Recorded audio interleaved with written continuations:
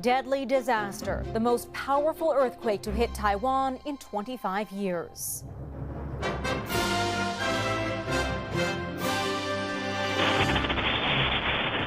Frightening moments and widespread damage. You don't know for sure whether the next aftershock might be closer or might be bigger. And the search for those trapped in the rubble.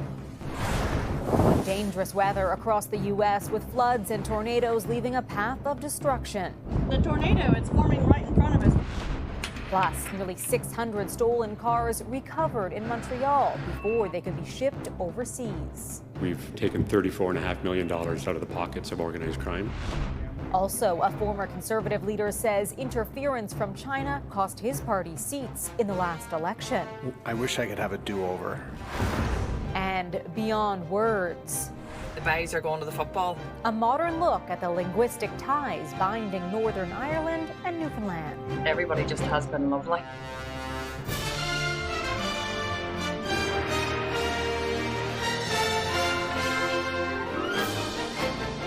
CTV National News with Omar Sachedina. Reporting tonight, Heather Butts. Good evening. A desperate search for survivors is underway in Taiwan following the strongest earthquake there in 25 years. Horrific dashcam video captures the moment a landslide was triggered by the 7.4 magnitude quake that killed at least 9 people and injured hundreds of others, many of whom remain trapped beneath the rubble. The epicenter was southeast of the capital, Taipei, where tremors were felt about 150 kilometers away. CTV's Andrew Johnson brings us the latest developments. It hit during the morning rush, rocking cars as drivers slammed on the brakes. Some forced to jump out and run for their lives, a building coming down right next to them. Other commuters tossed around on trains. Live broadcasts were interrupted. Inside homes, the shaking sparked panic. Among the many trying to hang on, Vancouver's Charlie Wu, who says he froze inside his 12th floor Taipei apartment. The plates and glass jars and bottles and all hit the floor, shattering. It was a moment of darkness, and you reflect on your life. Wu is grateful to be okay, but says the aftershocks just keep coming. It's always like your bed is moving, and even the movements. It's almost like, you know, the ocean movement, you know, when you take a cruise. Rescue teams have been working around the clock, trying to free people trapped by debris or in buildings left precariously leaning. Taiwan is a world leader in earthquake preparedness. Strict building codes and widespread public education are being credited with saving lives.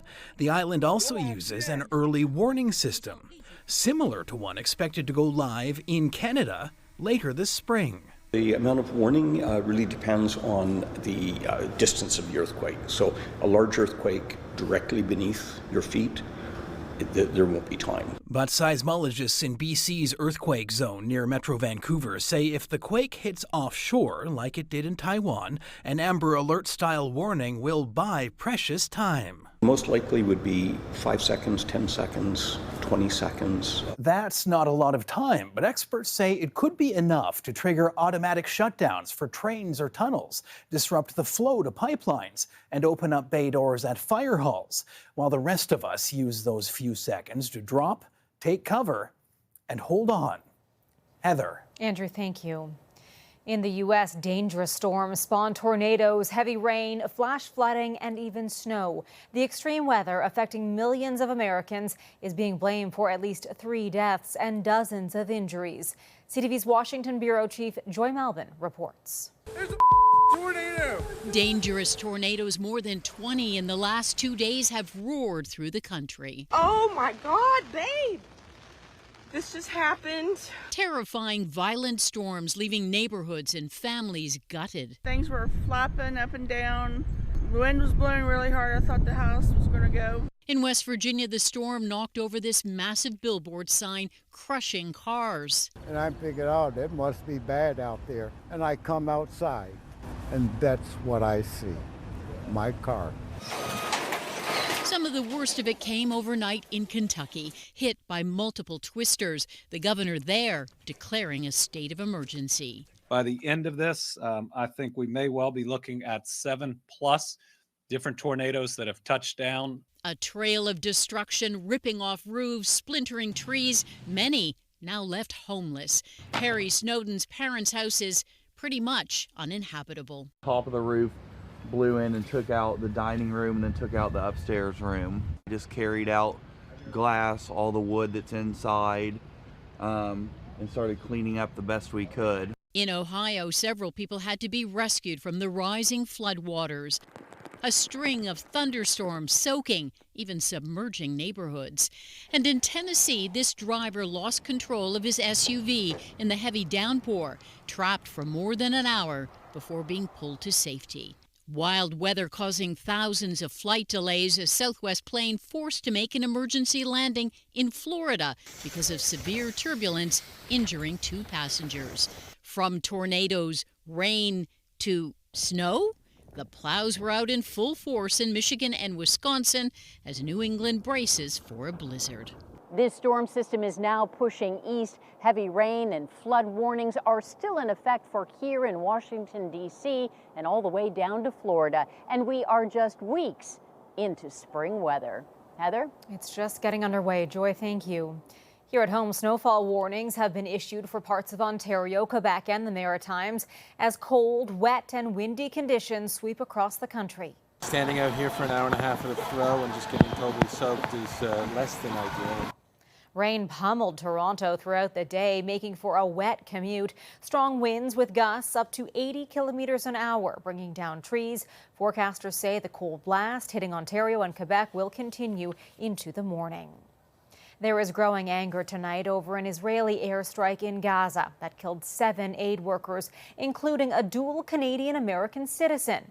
Israel insists it was a mistake, but there are many questions from both Ottawa and the victims' families. CTV's Heather Wright reports.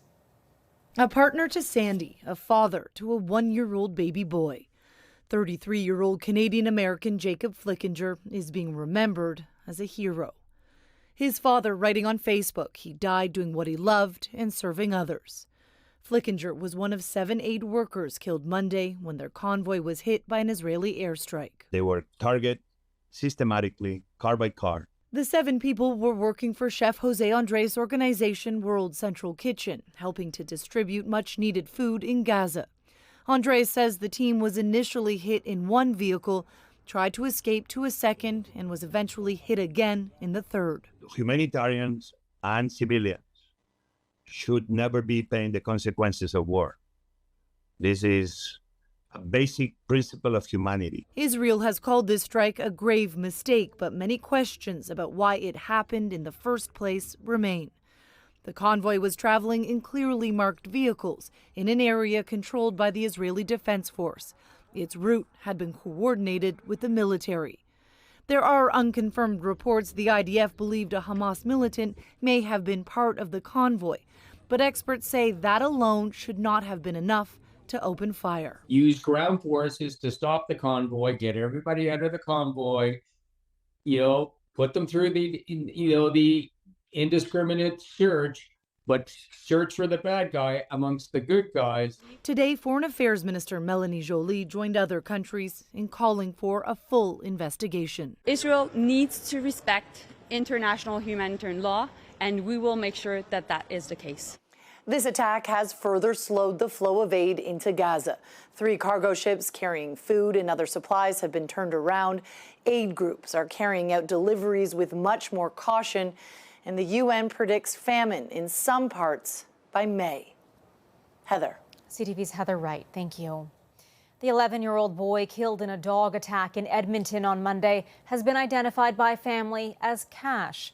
His grandmother says he's from BC and was visiting his father for spring break. Not my baby, not my boy, not my little man. No, this is a dream. I thought it was just a dream, and we were going to wake up from this dream and everything was going to be okay. Well, it's not. He's gone. Nancy Pearson says the two dogs were cane corsos and belong to the woman who owns the house where the boy's father lives. Police haven't said whether the owner will be charged, but the dogs have been seized by animal control. The city says it responded to 2 attack complaints at the home prior to this one. I just can't imagine the pain and the suffering and the anxiety the family is going through. Edmonton's mayor has promised a full investigation into the city's response to incidents at the home.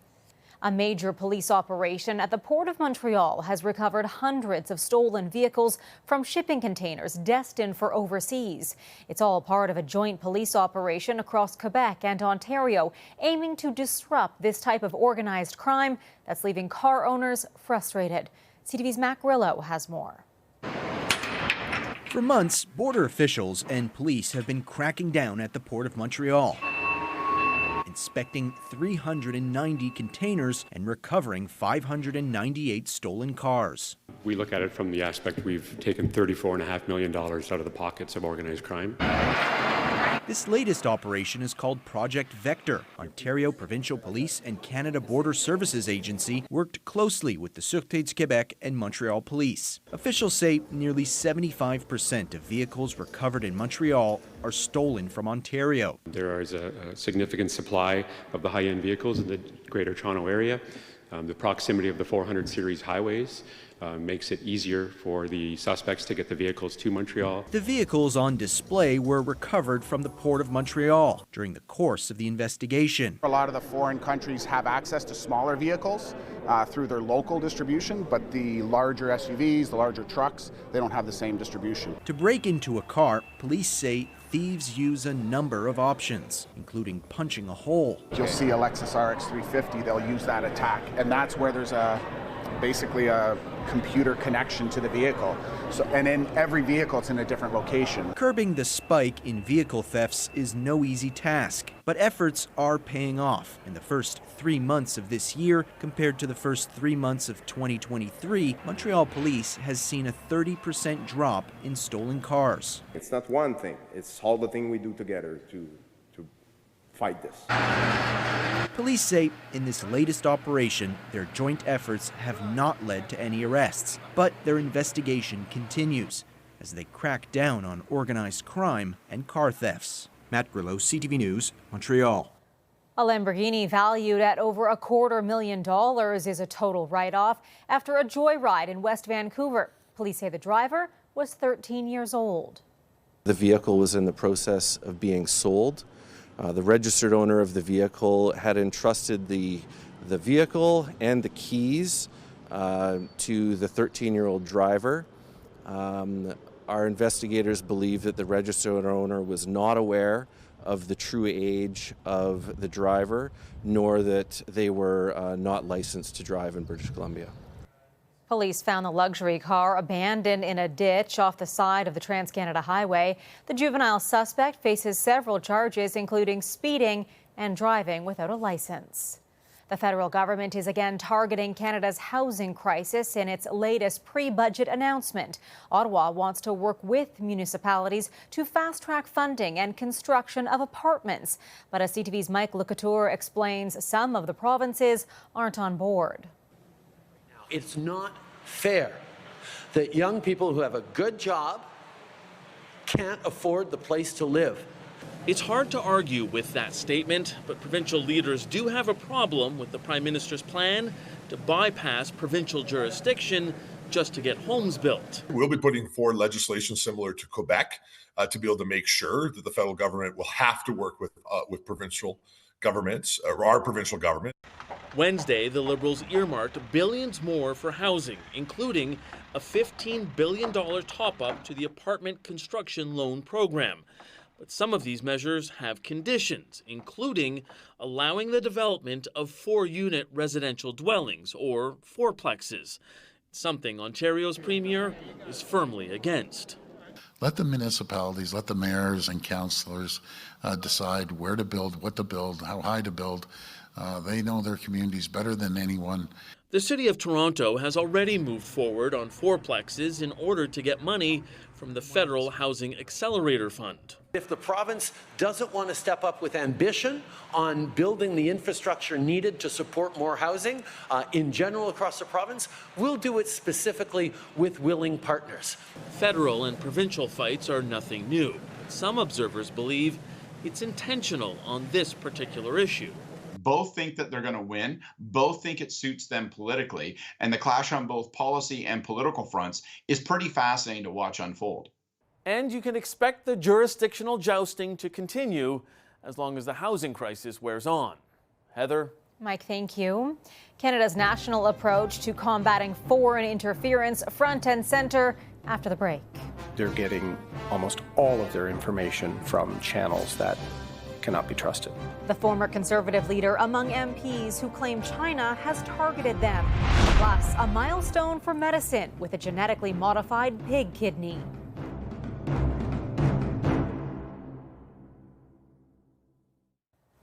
We're hearing today from former Conservative leader Erin O'Toole, who believes his party lost as many as 9 seats in the last election because of a foreign misinformation campaign targeting Conservative candidates. CTV's Judy Trin reports from Ottawa. Erin O'Toole says the Conservatives were targeted in the 2021 election because they stood up to China. The Uyghurs in particular, but also Hong Kong and Tibet, our positions were much stronger and I believe reflected our values and interests as a country better than the policies of Mr. Trudeau.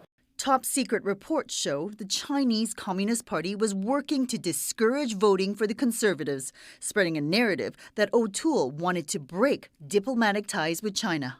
Disinformation was being spread on WeChat, the Chinese social media app, and amplified in ethnic media funded by the CCP. They're getting almost all of their information from channels that cannot be trusted. The Conservatives say foreign interference may have led to the loss of up to 9 seats. I can understand where someone who lost an election is trying to look for reasons other than themselves why they might have lost an election. But the inquiry has revealed that Kenny Chu was a victim of a coordinated campaign. During the election, Chinese radio stations were given orders not to even utter his name. He was attacked on WeChat, and senior government officials knew it was happening. It's almost like I was drowning, and they are watching. And the best they could do, by the way, is to let me know that I'm drowning. I don't need their notification. I need their help. It's not just the Conservatives. Any politician who stands up to China could be targeted. I've had people come up to me to whisper to me, worried about their support for me and that it might be found out by the CCP. The inquiry has revealed China's carrot and stick approach. Beijing can organize buses to get out the vote or push disinformation to drive voters away. Heather. All right, Judy, thank you. Still ahead, a remarkable life. Remembering the world's oldest man.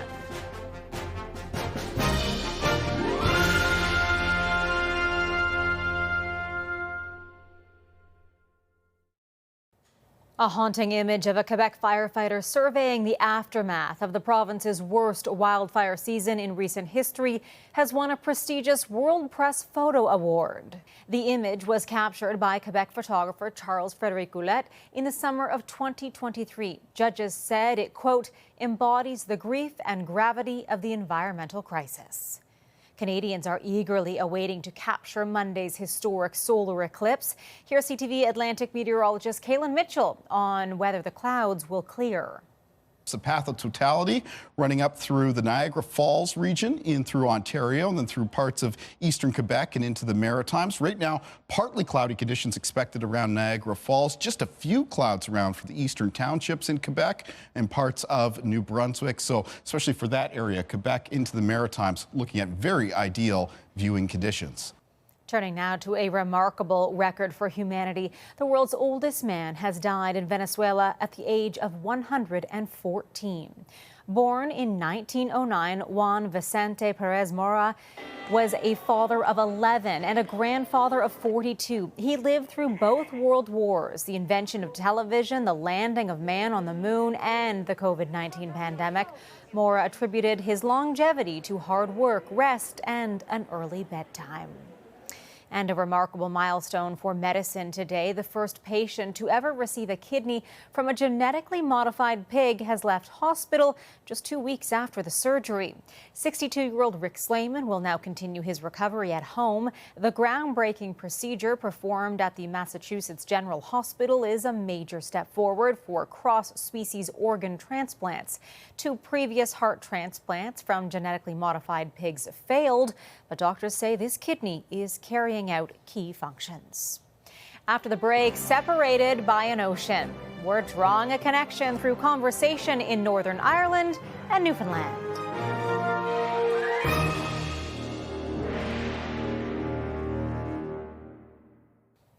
Finally for us tonight, drawing a linguistic link between Northern Ireland and Newfoundland and Labrador. A budding TikTok star is making friends on this side of the Atlantic over a way with words. CTV's Garrett Berry had a conversation with her.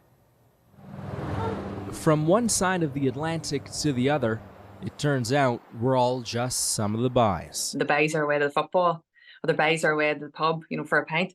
But to hear it used the same way, I'm like, nobody uses that. For Whitney McCullough, it was a surprising discovery. The very same bits of language used in her home in Northern Ireland are a mainstay of life in Newfoundland. I'm still going through the dictionary. In her videos, Whitney McCullough has been leafing through the Dictionary of Newfoundland English, looking for words that she already understands, like a feed, an impressive plate of food, or racket, a fight or commotion. One of her favorites, a sin, something you might say around here to describe a heartbreaking or unfortunate circumstance. That it's a sin. It all started for her when Mary Brown's, a fried chicken chain founded in Newfoundland, opened up for the first time in Lisburn in Northern Ireland, and she saw Newfoundlanders writing about the restaurant. Some of the comments, a lot of them was words that we would use that even if I use in London, in England, nobody understands. And that's how it started. It's no big surprise. Many Newfoundlanders can trace their family history back to Ireland, to places like Cork or Waterford. But it's interesting to see linguistic similarities in Northern Ireland, which has less of a historic connection to this island. Everybody's been so lovely. And they can't believe as much as I can't believe that we share the same words. So it's good vibes. It's not like the internet, yourself, can be a bad place, but everybody just has been lovely. McCullough said she hardly knew about Newfoundland when this all started, but now she may even have to plan a trip to continue this linguistic investigation. Garrett Berry, CTV News, St. John's. It is a small world.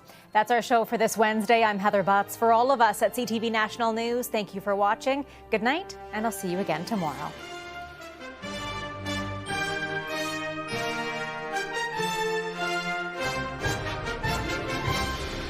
Canadians have turned to CTV National News for more than 60 years. And now there's a new national newscast at 5:30. It's more of the news you trust. More of the experience you rely on. Watch Canada's #1 national news now at 5:30 and 11.